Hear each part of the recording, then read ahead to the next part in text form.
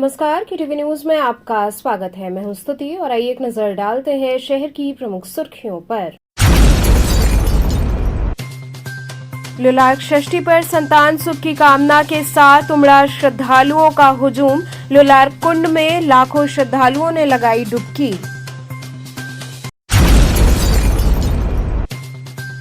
गणेशोत्सव के दौरान बच्चों ने विविध प्रतियोगिताओं में लिया भाग। विशिष्ट जनों का हुआ सम्मान।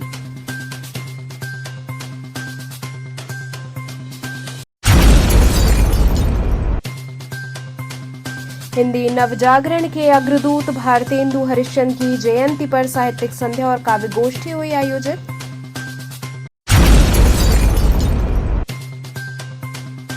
और स्वामी हरसेवानंद पब्लिक स्कूल में आध्यात्मिक नगरी काशी महोत्सव मना। और अब खबरें विस्तार से। लुलार्क षष्ठी पर संतान सुख की कामना के साथ लाखों श्रद्धालुओं ने लुलार्क कुंड में डुबकी लगाई और मान्यता अनुसार पूजन किया। वाराणसी के प्राचीन लुलार्क कुंड में गुरुवार आधी रात से श्रद्धालुओं का तांता लगा रहा। संतान सुख की प्राप्ति की कामना के लिए देश विदेश से आए दंपत्ति करीब 40 घंटे से कतार में खड़े होकर स्नान का इंतजार कर रहे हैं। उदया तिथि की मान्यता के अनुसार सूर्योदय के बाद स्नान का विशेष महत्व है, जिसके लिए बिहार, झारखंड, छत्तीसगढ़, महाराष्ट्र, बंगाल, नेपाल और पूर्वांचल के कई जिलों से लाखों लोग पहुंचे। कार्यक्रम की शुरुआत 51 डमरुओं की गूंज और आरती से हुई। इसके बाद श्रद्धालुओं ने आस्था की डुबकी लगानी शुरू की। माना जाता है कि करीब 50 फीट गहरे और 15 फीट चौड़े लुलार्क कुंड में स्नान करने से निसंतान दंपतियों की सूनी गोद भर जाती है। स्नान के बाद दंपति एक फल या सब्जी का त्याग कुंड में करते हैं। भीगे कपड़े वहीं छोड़कर लोलार्केश्वर महादेव के दर्शन के लिए जाते हैं। जिस फल और सब्जी का दान किया जाता है, उसकी मनोकामना पूरी होने तक सेवन नहीं किया जाता। मान्यता है कि इस अनुष्ठान से भगवान सूर्य प्रसन्न होकर संतान का आशीर्वाद देते हैं। श्रद्धालुओं की भीड़ को देखते हुए प्रशासन ने खास इंतजाम किए हैं। पूरा क्षेत्र 4 जोन और 8 सेक्टर में बांटा गया है। एक company PSC, NDRF, 2 drone team निगरानी में जुटी हैं। भारी भीड़ से ट्रैफिक जाम की स्थिति बनी, जिसे नियंत्रित करने के लिए एडीसीपी सरवन ने खुद मोर्चा संभाला। यातायात सुचारू रखने के लिए 15-15 मिनट पर दोनों ओर से वाहनों को छोड़ा जा रहा है। काशी खंड में वर्णित है, सर्वेशाम काशी तीर्थानाम लोलार्कः प्रथम शीर, अर्थात काशी के सभी तीर्थों में लोलार्क कुंड का स्थान प्रथम है। इसे तीर्थों का शीश माना गया है और यहाँ स्नान दान का फल अनंत गुना बढ़ जाता है।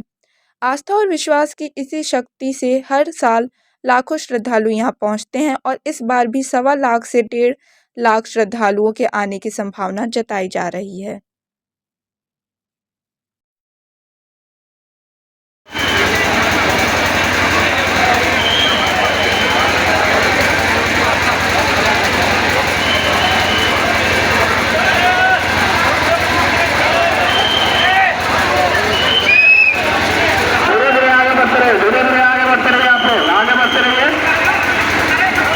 जिनको नहाना है वो नीचे उतरो, जिनको नहीं नहाना है आगे बढ़ो। जिनको नहाना है वही नीचे उतरेंगे, जिनको नहाना है वही नीचे उतरेंगे।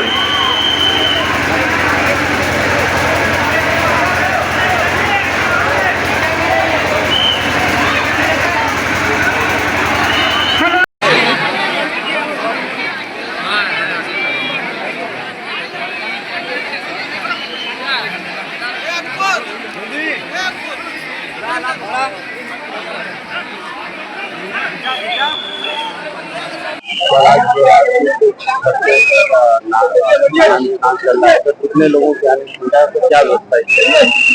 आज लुलार्क षष्ठी का दिन है और आज ये स्नान के लिए विभिन्न जनपदों से श्रद्धालु आए हैं और इनकी सुरक्षा व्यवस्था के लिए पर्याप्त मात्रा में पुलिस लगाए गए। कुल 1000 से ज्यादा लोगों का ड्यूटी लगे। साथ ही साथ एक कंपनी पीएससी, एनडीआरएफ की टीम, पीएससी और जल पुलिस का टीम भी लगाए गए और साथ ही साथ वाराणसी कमिश्नरेट के अलावा जो वाराणसी जोन के कुछ जनपदों से भी ड्यूटियाँ लगाई गई और ये श्रद्धालुओं की सुविधा के लिए विभिन्न जगहों पे मेडिकल टीम्स भी लगाए गए और साथ ही साथ पूरा एरिया में ड्रोन से भी सर्वेलेंस किया जा रहा है। और इसके अतिरिक्त जो श्रद्धालुओं की सुविधा के लिए विभिन्न जगहों पे हमारे पानी पीने के पानी की व्यवस्था की गई है और साथ ही साथ जो श्रद्धालु आ रहे हैं उनके बच्चों के लिए प्रशासन द्वारा दूध का भी व्यवस्था किया गया है। कल ललाकुंड की बात की जाए तो मेन स्नान स्थल है पर वहाँ कुछ ऐसी व्यवस्थाएं की गई है ताकि आम जनता को कोई परेशानी ना हो। इनको एंट्री एग्जिट को अलग किया गया और जो श्रद्धालु आ रहे हैं जल्दी से जल्दी और सुगम दर्शन और स्नान के लिए उनको जल्दी से जल्दी एंट्री किया जाए और साथ ही साथ हमारा जो एग्जिट पॉइंट और एंट्री पॉइंट है उसको अलग किया गया ताकि आपस में कोई टकराव ना हो। और इसके अतिरिक्त जो हमारा बीच में हमारा प्रेशर को रोकने के लिए भी बीच में हमारा कट्स दिया गया। अगर कोई अचानक प्रेशर बढ़ते समय लोगों को वहाँ को रोक के और आगे की लाइन को व्यतीत करें। मैडम, क्या यहाँ की महत्वता है जो आप लोलारक कुंड में दर्शन करने आई हैं? यहाँ पे ये ऐसी मान्यता है कि इस कुंड में जो भी स्नान करता है उसे संतान की प्राप्ति होती है। कहाँ से आपने सुना है? ये मैंने गूगल पे सर्च करके पढ़ा है और बाकी हम लोग के जो भी बड़े लोग हैं वो लोग बताते हैं कि ऐसी मान्यता है इस चीज़ की। कुछ ऐसा फल भी यहाँ छोड़ा जाता है क्या? कोई का हाँ, यहाँ पे शायद आई थिंक कोई सब्जी होती है वो छोड़ा जाता है, जैसे कद्दू छोड़ दिया जाता है और कुछ और भी सब्जियां होती हैं जो यहाँ मतलब गुप्त दान किया जाता है जो किसी को बताया नहीं जाता। भविष्य यहाँ लोग बताते हैं कि अगर संतान न रहे तो यहाँ नहाने से उसकी प्राप्ति होती है। क्या हुआ, स्नान हो गया? हो गया। कौन सा मन्नत लेकर आए थे आप? संतान नाती का मन्नत लेकर के संतान का पहली बार है, इससे पहले भी है? नहीं, पहले बार आए। कितने घंटे लाइन में लगना पड़ा आपको? लाइन में तो हम लगे हैं 3-3.5 घंटा हो गया। देखिए, भगवान सूर्य का वह रूप उदीयमान जो होता है वो लोलार्क कहा जाता है और लोलार्क षष्ठी की बहुत बड़ी मान्यता है।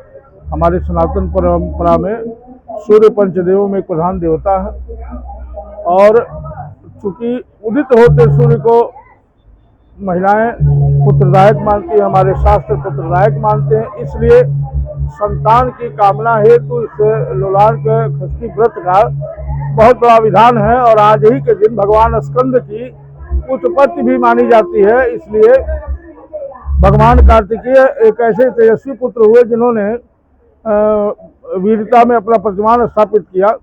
तो ऐसे वीर और सुयोग्य और तेजस्वी पुत्र जो भगवान सूर्य और भगवान कार्तिकेय की तरह तेजस्वी और बलशाली हो, ऐसी कामना से हमारे सनातन धर्म की माताएं इस व्रत का पालन करती है और इस व्रत के फलस्वरूप उन्हें सूर्य के पुत्र की प्राप्ति भी होती है।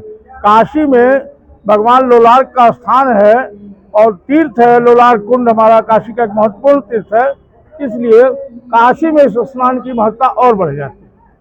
गणेशोत्सव के दौरान बच्चों ने विविध प्रतियोगिताओं में भाग लिया, वहीं विशिष्ट जनों का सम्मान हुआ। वाराणसी में श्री काशी मराठा गणेश उत्सव समिति के तत्वाधान में आयोजित 17वें श्री गणेश उत्सव समारोह में भक्ति भाव और उल्लास का अद्भुत संगम देखने को मिला। समिति के वरिष्ठ संरक्षक माणिक राव पाटिल और सलाहकार हनुमंत राव मोरे ने मुंबई के सुप्रसिद्ध लालबाग का राजा श्री गणेश की प्रतिमूर्ति को क्रमशः चक्र और गदा अर्पित किए। समारोह की शुरुआत प्रतिमूर्ति की विधिवत पूजा अर्चना से हुई, जिसमें समिति के वरिष्ठ संरक्षक, पदाधिकारी और भक्तगण शामिल रहे। महाआरती का आयोजन सराफा एसोसिएशन के रवि सराफा द्वारा किया गया। सायंकाल फैंसी ड्रेस और डांस प्रतियोगिता का आयोजन हुआ, जिसमें लगभग 140 प्रतिभागियों ने भाग लेकर अपनी प्रतिभा को गणेश जी के समक्ष प्रस्तुत किया। प्रतियोगिता में विजेताओं को प्रमाण पत्र, अंगवस्त्र और स्मृति चिन्ह देकर सम्मानित किया गया। कार्यक्रम में बतौर अतिथि भाजपा महिला मोर्चा मंत्री पूजा दीक्षित, सलोनी गुप्ता और वंदना सिंह मौजूद रहीं। लोक गायक जय पांडे ने जागरण प्रस्तुत कर भक्तों को भक्ति रस में सराबोर किया और श्रोताओं को झूमने पर मजबूर कर दिया। भाजपा महिला मोर्चा मंत्री पूजा दीक्षित का समिति ने अंगवस्त्र और स्मृति चिन्ह भेंट कर सम्मान किया। उन्होंने गणेश जी को विभिन्न फलों का भोग अर्पित किया और विधिवत पूजन अर्चन किया। साथ ही छोटे बच्चों और समिति के कार्यकर्ताओं को आशीर्वाद और शुभकामनाएं दी। इस अवसर पर माणिक राव पाटिल, संतोष पाटिल, सुहास पाटिल, तानाजी पाटिल, हनुमंत राव मोरे, चंद्रशेखर शिंदे, आनंद राव सूर्यवंशी, अन्ना मोरे, हनुमान शिंदे सहित समिति के पदाधिकारी, कार्यकर्ता व भक्तगण मौजूद रहे।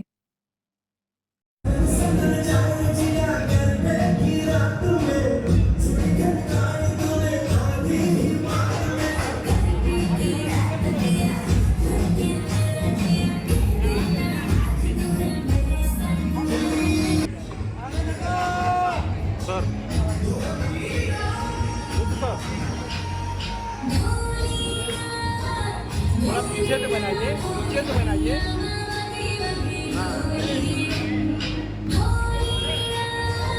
देख लीजिएगा। पाटिल जी, राम शिंदे जी,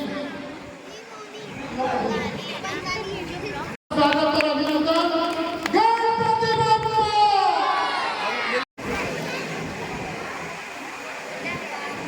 रुको। मिला है वो आगे लिखेंगे। रंग वस्त्रम जितने भी जो विभागी हैं उन सबको मिला है, और यदि जिनको नहीं मिला है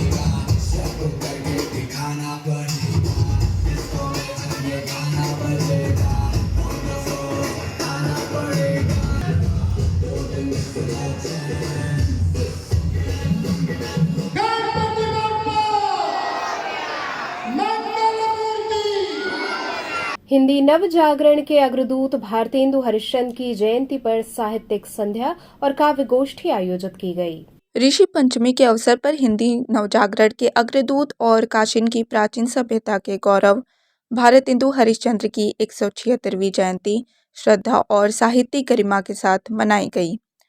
ठठीरी बाजार स्थित उनके पैतृक आवास में नागरिक प्रचारिणी सभा की ओर से विशेष कार्यक्रम का आयोजन हुआ, जहां भारतेंदु बाबू के दोहित्र और यशस्वी लेखक ब्रज रतनदास द्वारा संपादित तथा सभा से प्रकाशित पुस्तक खुसरो की हिंदी कविता का लोकार्पण प्रदेश के आयुष एवं खाद्य सुरक्षा तथा औषधि प्रशासन मंत्री दयाशंकर मिश्र और भारतेंदु के वंशज दीपेश चौधरी ने संयुक्त रूप से किया। कार्यक्रम का शुभारंभ भारतेंदु जी के चित्र पर माल्यार्पण और दीप प्रज्वलन से हुआ। इसके बाद धर्मेंद्र गुप्त साहिल की 2 गजल पुस्तकें जिसे मैं कह नहीं पाया और इन दिनों का विमोचन भी किया गया। कार्यक्रम में मुख्य वक्ता नागरिक प्रचारिणी सभा के प्रधानमंत्री विमेश शुक्ल ने अपने संबोधन में कहा कि भारतेंदु बाबू व्यक्ति नहीं बल्कि एक संस्था थे। केवल 35 वर्ष की अल्पायु में उन्होंने हिंदी साहित्य, पत्रकारिता और समाज को नई दिशा दी। मुख्य अतिथि दयाशंकर मिश्र ने अपने वक्तव्य में कहा कि उनके लिए इस आयोजन में शामिल होना गौरव की बात है। वह स्वयं लंबे समय तक भारतेंदु जी के स्थापित संस्था से जुड़े रहे हैं। उन्होंने कहा कि हम बनारस के लोग उस ज्ञान और कला के महान घर की संतान हैं जिसने पूरे देश को सांस्कृतिक चेतना दी। इस अवसर पर काव्य पाठ का भी आयोजन हुआ, जिसमें सिद्धनाथ शर्मा, विजय चंद्र त्रिपाठी, रामानंद दीक्षित, विमेश शुक्ल ने अपनी कविताओं से श्रोताओं को भाव विभोर कर दिया। कार्यक्रम का संयोजन प्रतीक शर्मा ने किया, जबकि अतिथियों का स्वागत दीपेश चौधरी और मालिनी चौधरी ने किया। और जब वो ये कर रहे थे कविता वर्धिनी सभा का काम, तब सन था 1870, यानी वो 20 साल के थे। कभी कभी लगता है कि हम लोग धन्य हैं कि हमारे यहाँ भारतेंदु पैदा हुए, और उसके ठीक बाद लगता है कि हमें धिक्कार है कि हमारा क्या जीवन है। सही बात, क्या बात है। भारतेंदु की और भगत सिंह की उम्र देखिए। संवत 1930 में पेनी रीडिंग क्लब बनाया। आपको पता है कि वो अंग्रेजी के और फारसी के, संस्कृत के कितने निष्णात विद्वान थे। 1930 मतलब 1873, उस समय वो 23 साल के थे जब उन्होंने तदीय समाज, कृष्ण भक्तों का एक ऐसा समाज बनाया जो ईश्वर तक पहुंचने के सभी मार्गों को समान रूप से स्वीकार करता क्या बात। इसी कमरे में तदीय समाज की मीटिंग्स होती थी। उसके मिनट्स अभी भी दीपेश जी के पास हैं किसी न किसी स्वरूप में। कवि वचन सुधा का संपादन उन्होंने किया शुरू 1868 में। 18 साल के थे। 18 साल की उम्र में कवि वचन सुधा जैसी मैगजीन निकालना। सन 1873 में उन्होंने हरिश्चंद्र मैगजीन शुरू की, जो बाद में हरिश्चंद्र चंद्रिका नाम से छपी 8 अंकों के बाद। और उसके बाद की कहानी हम सबको पता है। दयानंद सरस्वती से शास्त्रार्थ किया और अपनी फौज लेके घुस गए। और जब उनका तर्क, दयानंद सरस्वती बहुत बड़े विद्वान थे, आर्य समाज की सनातन धर्म से बहस थी। भारतेंदु बाबू मूलतः कवि थे, कलाकार थे। नर्तकियों को भाव कोई नृत्य में गलत है तो एक बार किसी ने कहा कि जरा करके दिखा दीजिए, तो भाव करके दिखा दिया। एक बार रसूलन संभवतः वो गा रही थी गालिब की गज़ल, मिलना तुम्हारा अगर नहीं आसान तो सहल है, दुश्वार यही है कि दुश्वार भी नहीं। तुमसे मिलना आसान नहीं है, सरल है। और दुश्वारी ये है इस मोहब्बत में कि ये कठिन ही नहीं है। ये गालिब का शेर था। तो भारतेंदु बैठे थे, उनके बगल में कोई नवयुवक, उन्हीं के परिवार के, ये लोग साथ बैठ के आमोद प्रमोद, व्यापार, काव्य रचना करते थे।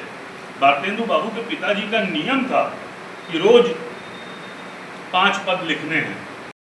पढ़ना और पढ़ाना दोनों का सौभाग्य मुझको हरिश्चंद्र ने मिला। और प्रतिभाएं उनकी कैसी थी, रचना का संसार कितना बड़ा है, कोई विधा बाकी नहीं आती है, पद्य, गद्य, नाटक। उसके अलावा उन्होंने उम्र 16 साल, अभी ने नागरिक प्रचारणी के लिए जिक्र किया, कक्षा 9 के लोगों ने नागरिक प्रचारणी की शुरुआत की। मुझको लगता है जो महान काम होते हैं, जो बड़े काम होते हैं, उन काम करने की कोई उम्र नहीं होती। 16 साल की उम्र में हरिश्चंद्र जो संस्था देख रहे हैं आप, मतलब प्राइमरी सेक्शन से लेके बालक बालिका, इंटर कॉलेज, महाविद्यालय, स्नातकोत्तर कॉलेज, उसकी शुरुआत उन्होंने 16 साल की उम्र में किया। तो ये आज वो एक ऐसा स्थान है, न जाने कितने लोग पढ़ के निकले, जीवन में कहाँ से कहाँ गए। एक शिक्षण संस्थान की स्थापना, तो मेरा तो जो लगाव है, मैं तो बहुत बार इस आंगन में आया हूँ, तो वो यही है कि उसी विद्यालय में पढ़ा, उसी में पढ़ाया। और जहाँ भी हिंदुस्तान के किसी कोने में जाता हूँ तो मैं काशी का जिक्र आता है तो भारतेंदु जी का जिक्र अवश्य आता है। देश के उन बहुत अल्पायु वाले लोगों का जब जिक्र आता है, जिन्होंने बहुत कम उम्र ईश्वर ने दिया, उनको काम बड़े कर गए। आज हिंदी जगत कहीं न कहीं से एहसानमंद है। उन्होंने कैसे सहेजा, कैसे संवारा, क्या उनको बार बार कहा जा रहा है कि वो ईश्वरीय उनके अंदर प्रतिभाएं थी। स्वामी हरसेवानंद पब्लिक स्कूल में आध्यात्मिक नगरी काशी महोत्सव उल्लासपूर्वक मनाया गया। स्वामी हरसेवानंद पब्लिक स्कूल जगतगंज शाखा में आध्यात्मिक नगरी काशी महोत्सव का आयोजन बड़े ही हर्षोल्लास के साथ किया गया। कार्यक्रम का शुभारंभ विद्यालय के प्रबंधक बाबा प्रकाश ध्यानंद जी द्वारा स्वामी जी के तैलचित्र पर माल्यार्पण और दीप प्रज्वलन से हुआ। इसके पश्चात विद्यालय के प्रधानाचार्य रचना अग्रवाल ने स्वागत भाषण दिया। विद्यार्थियों ने शंखनाद के साथ काशी की संस्कृति की अद्भुत झांकी प्रस्तुत की। इस दौरान बच्चों ने भांग पीसते हुए गंगा आरती, मंत्रोच्चार, तिलक, बनारसी साड़ी और प्रसिद्ध पान की झलकियों को लघु नाटिका के माध्यम से जीवंत किया। कार्यक्रम में प्रभु के विविध स्वरूपों की झलक दिखाते हुए विद्यार्थियों ने मनमोहक नृत्य और भक्तिमय गीतों की शानदार प्रस्तुतियां दी। इसी क्रम में काशी की परंपरा को दर्शाते हुए कांवरिया नृत्य ने पूरे माहौल को बोल बम और मंत्रोच्चार ने गुंजायमान कर दिया। ऐसा प्रतीत हुआ मानो विद्यालय प्रांगण में पूरी काशी ही जीवित हो उठी। समापन पर विद्यार्थियों को शुभाशीष देते हुए पुरस्कृत किया गया। कार्यक्रम का संचालन अध्यापिका रेखा यादव ने किया तथा धन्यवाद ज्ञापन अध्यापिका विजय लक्ष्मी चौबे ने प्रस्तुत किया। इस अवसर पर विद्यालय की कोऑर्डिनेटर बीना उपाध्याय सहित सभी अध्यापक, अध्यापिकाएं और छात्रगण उपस्थित रहे।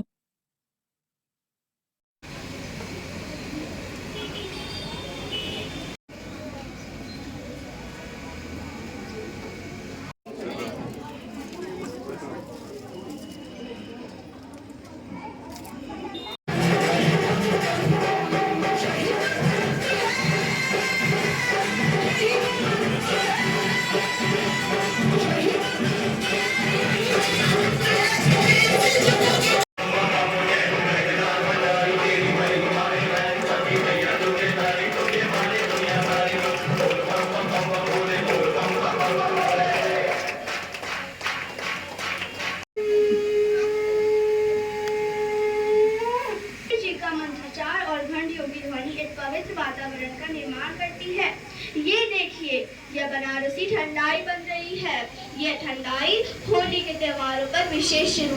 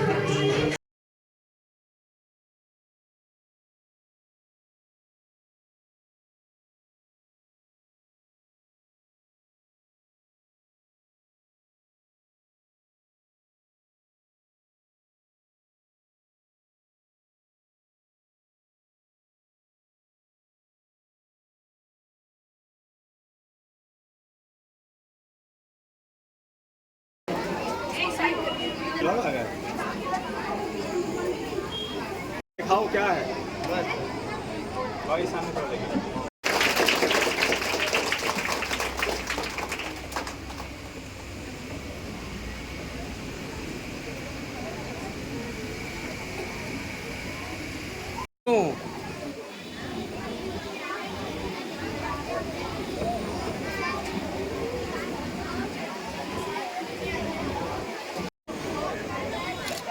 रुके रहिएगा।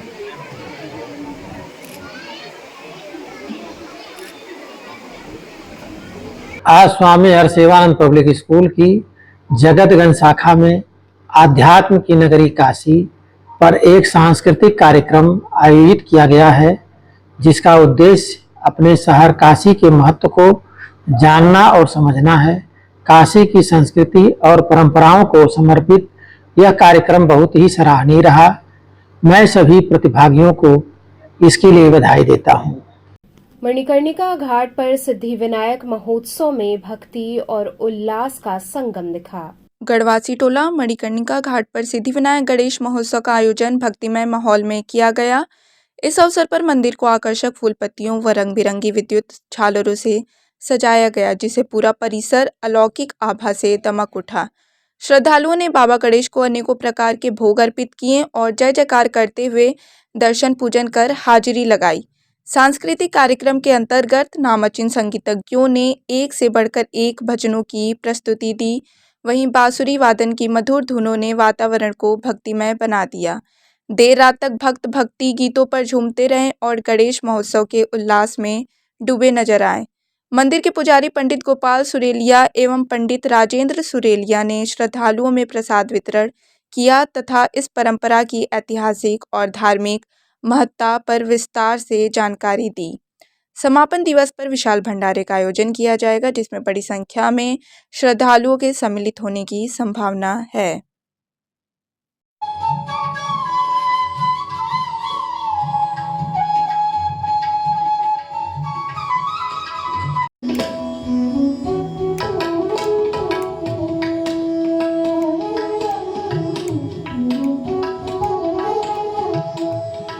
प्रतिवर्षानुसार इस वर्ष भी भाद्रपद शुक्ल पक्ष वैनायकी चतुर्थी के अंतर्गत यह आयोजन प्रतिवर्षानुसार इस वर्ष भी बड़े हर्षोल्लास से चल रहा है।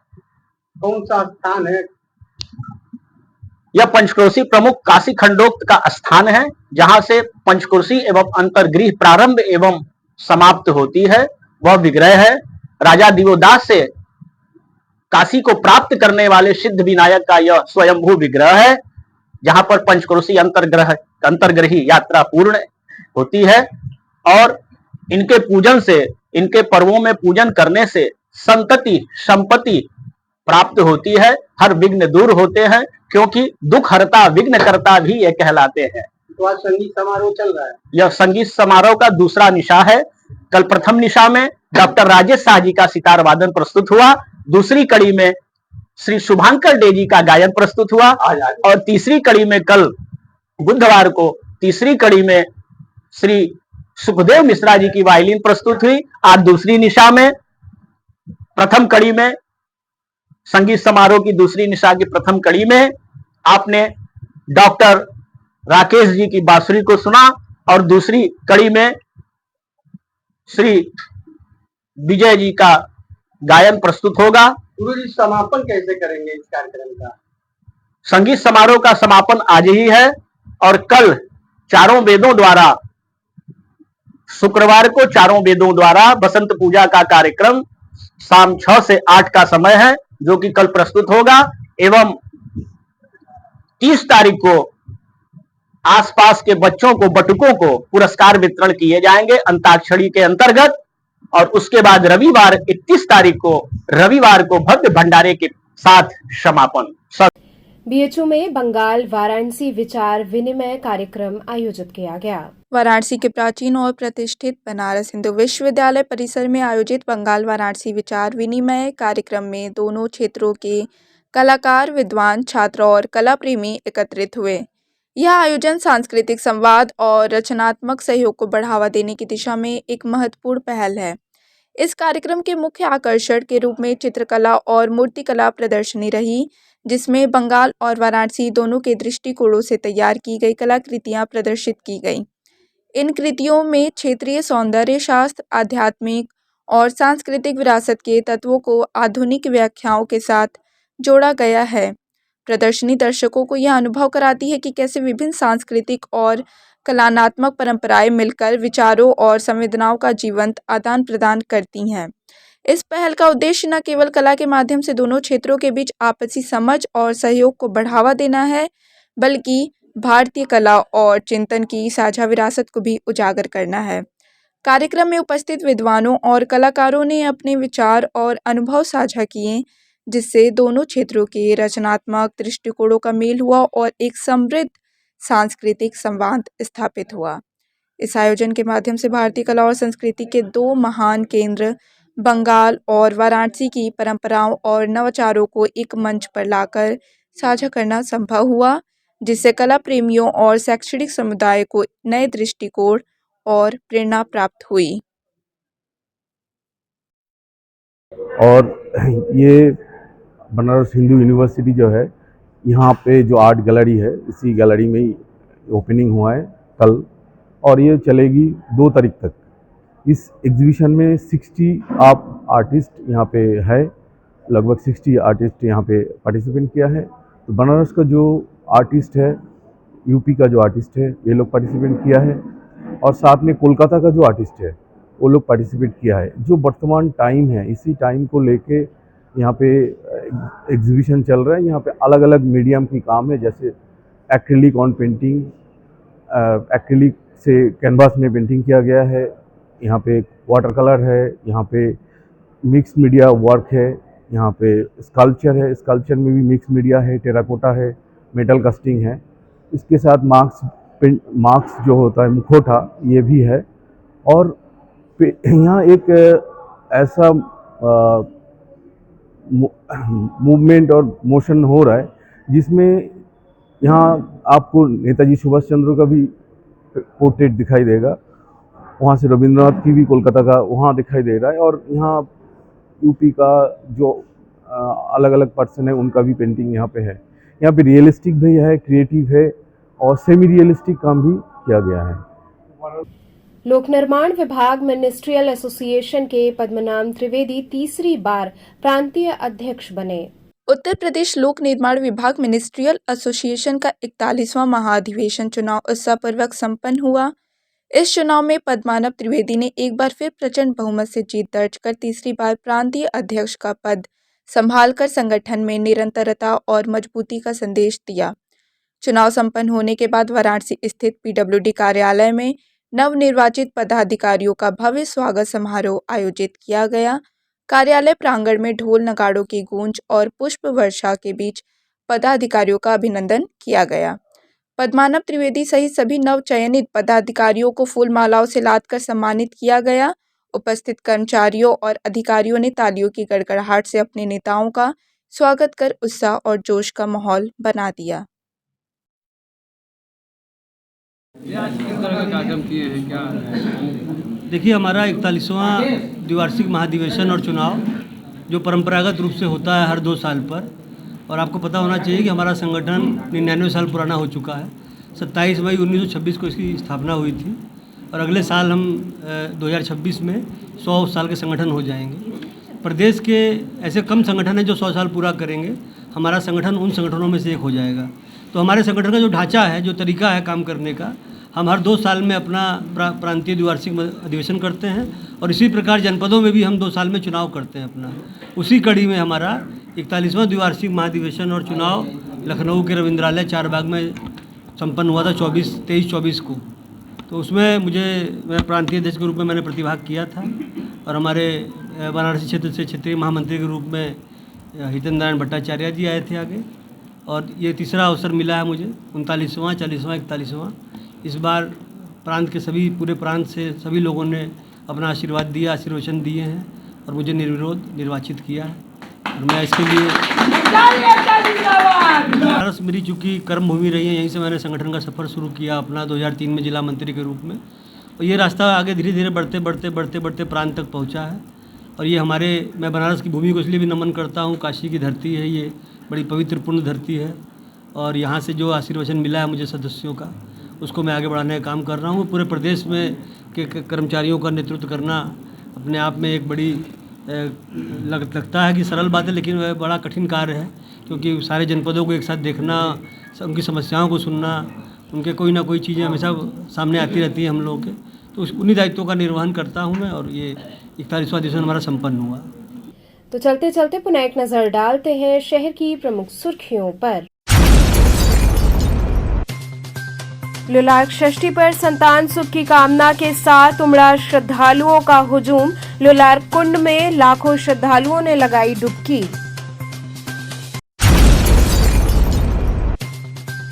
गणेशोत्सव के दौरान बच्चों ने विविध प्रतियोगिताओं में लिया भाग, विशिष्ट जनों का हुआ सम्मान।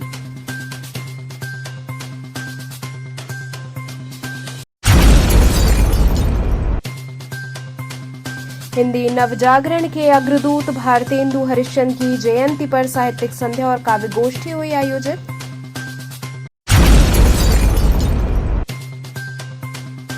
और स्वामी हरसेवानंद पब्लिक स्कूल में आध्यात्मिक नगरी काशी महोत्सव मना।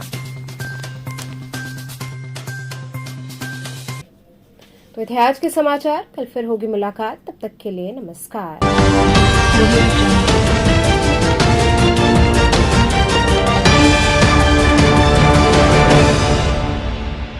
खबरों से जुड़े रहने के लिए हमारे चैनल KTV वाराणसी को सब्सक्राइब करें और लेटेस्ट अपडेट्स के लिए बेल आइकन को प्रेस करें।